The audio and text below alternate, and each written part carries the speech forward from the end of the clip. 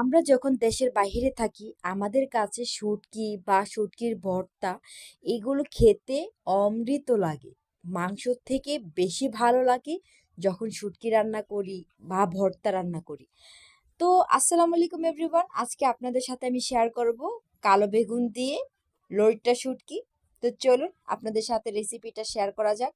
এখানে আমি প্রথমে পেঁয়াজটাকে দিয়ে নিয়েছি, দিয়ে দিয়েছি স্বাদ মতো লবণ, তারপর দিয়ে দিয়েছি পানি। পানিটা দিয়ে এখানে দিয়ে দিব আমি মরিচ, তারপর দিয়ে দিব আমি হলুদ, তারপর দিয়ে দিব আমি আদা রসুন বাটা, তারপর এটাকে আমি ভালো করে মিক্স করে নিব।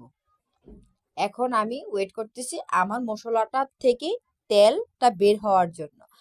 যখন ভালো করে কষানো হয়, তেলটা ভালো করে বের হয়ে যায়, তখন এটা খেতে মানে কষানোর তরকারিটা মানে ভালো স্বাদ হয়।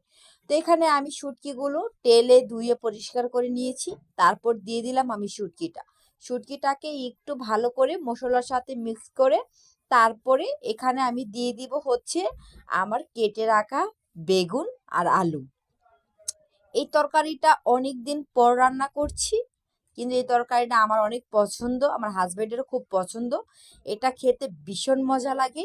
তো এখানে আমি ভালো করে এটা হচ্ছে নেড়ে চেড়ে নিচ্ছি।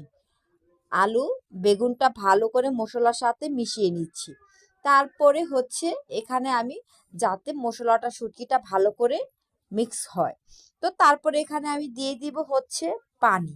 পানি আমি বেশি দিব না, কারণ বেগুন আর আলু সিদ্ধ হতে বেশি সময় লাগে না।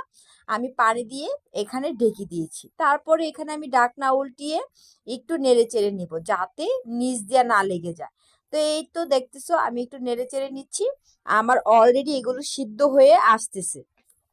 তো এখানে আমি আর একটু পানি দিব যাতে করে এটা মাখা মাখা থাকে, কারণ এই তরকারিটা যদি মাখা মাখা না থাকে তাহলে কিন্তু ভালো লাগে না খেতে।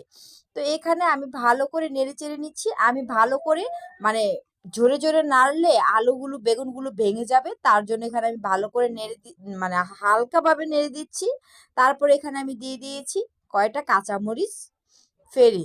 তারপরে এটাকে আমি আলতোভাবে নেড়ে চেড়ে নিচ্ছি যাতে করে বেগুনগুলো আর আলুগুলো ভেঙে না যায়। তো এখানে আমি দিয়ে দিব ধনিয়া পাতা।